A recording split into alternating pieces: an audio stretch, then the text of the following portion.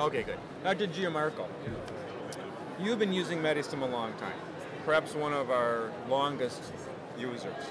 When you started doing cabbage surgery, what did you have available to you for quality control and checking for flows? You mean at the beginning of my practice? At the beginning of your practice. Yeah. I didn't have anything. Nothing. We did not have any method to check the anastomosis. We didn't have any method to assess the quality of our job. And we started to have something in 1996. Okay. And the first equipment was a laboratory instrument. And there was no display.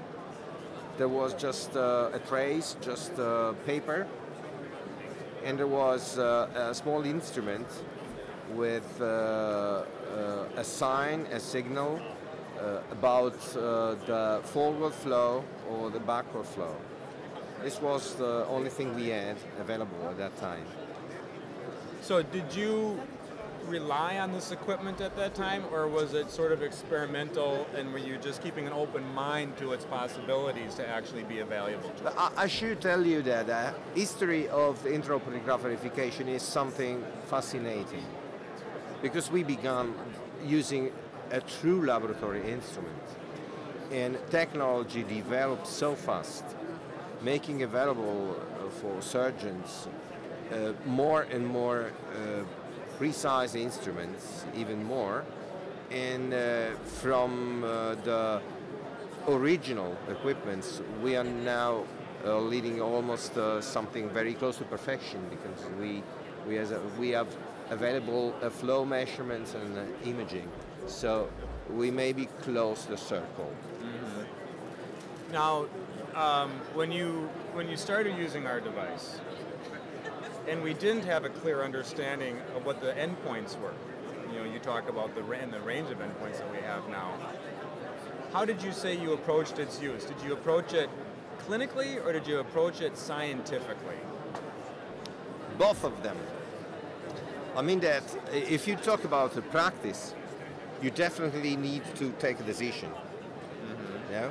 So if we observed a clear volume of likely functioning grafts, we were happy of that. But the problem was when we dealt with very small mean graft flows or very quite IPIs in the presence of a small coronary artery, a small vessels just revascularized, sometimes with a vein. So in these cases, we took the advantage. We took the advantage to have a flow measurement device, so reducing the area of uncertainty, but we couldn't be 100% sure that anastomosis was functioning. So this was a work in progress. Yes, it was a work in progress. progress. More and more data came. So for instance, you have come to understand the endpoints to be different than other people might be comfortable with. For instance, you like a PI of 3, others will accept a PI of 5. What's your message to the world who says, if I get a 5, the message, even on an artery, I'm happy? Yeah. The message is this one. It's undoubtedly that if you publish a group of patients, a patient population, talking about a PI by 5 as a cutoff value, you need to be trusted, obviously. So the question is a good one. Why this wide range? Because probably it belongs to different size of coronary arteries in different populations in different parts of the world. So that's why probably the approach is the same, because of flow measurement, but the data and the cutoff values could be different. Population specific. Yes, Yeah. could be. Yeah. Yes. So the Chietians. We published in 3. 2006 cutoff values concerning mean graft flow by 15 milliliter per minute, and concerning the PI, we published a cutoff of 3. Yeah. but in other experiences, mean graft flow and cutoff are different. But I've heard that someone of the authors who published those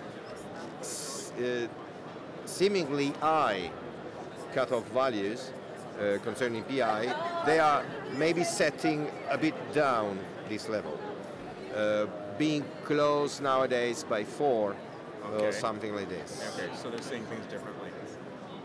In other parts of the world, surgeons have a different relationship, let's say, with flow measurements than in other parts of the world. Some surgeons might use our device and they will find a value that's over 5, that's 7, 8, or 9. And they'll say, well, I expected that high value because I have a very poor outflow bed, or I have a very sick patient with very poor targets. Do you compromise your endpoints based on the health of your patient? The answer to this question is much complicated.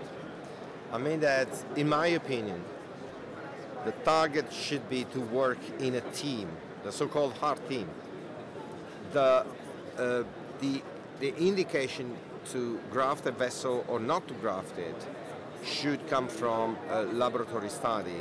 I mean that the cardiologist who works in a cath lab should measure the perspective of revascularization of a single vessel, for example, a specific vessel. I mean that if you can measure the fractional flow reserve, for example, you can state if a graft, if a coronary artery is to be grafted or not, has to be grafted or not. And this reflects into the surgical choice and ultimately on the results of the surgery. So I mean that the surgeon should go to the OR with the specific and precise idea about which vessel is going to be grafted or not. This is probably one way to improve the results. Okay. In our estimation, some grafts you have to bypass. If you have an included LAD, this needs to be bypassed. And I wonder if this is a measure, an incidence of confidence. I mean, at some point in your use of transit time flow, you developed confidence in the numbers to the point where you accepted these as being accurate, reliable, and predictive of outcomes. How long did it take you to get to that feeling that I now can really trust my TTFM flow data so that I'm not going to say it's the patient, it's the procedure or the technique? Scientific research led us to say that there are some cutoff values to be respected, but a cutoff value is not a fixed point. It is something that could be kept in mind, considering that a graft that shows a very high flow and very low PI is definitely well functioning. Mm-hmm. But as you approximate to cutoff values of mean graft flow and PI, you decrease the precision of the prediction about the patency of the graft. Mm-hmm. So, as you approximate to those values, you need something more to assess the patency of the anastomosis. And that's why, in my opinion, imaging is definitely helping in assessing the patency intraoperatively, as the transit time flow measurement could be in assessing and in predicting the fate of the graft late postoperatively. Talking about imaging and just the future of quality assessment, do you think we're there, or do you think there's still technology or techniques or other evolutionary events that have to happen in order to continue to improve outcomes? Where are we? Are we there? Are we done? Yes, and we are going to. Yeah. We are in a good position to reach the goal. So we increase the accuracy of the intraoperative graft verification. We increased and we led the accuracy using transit time flow measurement and imaging, high resolution imaging. We led the accuracy almost by 1. It's a good goal. Where should we go?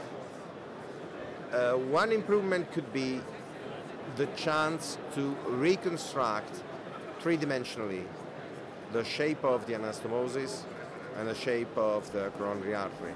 This is possible probably just changing the software or making something on the software. And this could be a very nice improvement in the future. Yeah. Anything else you want to say to your peers out there who don't see the world of patency the way you do? No, I just want to tell something for young surgeons, young generations.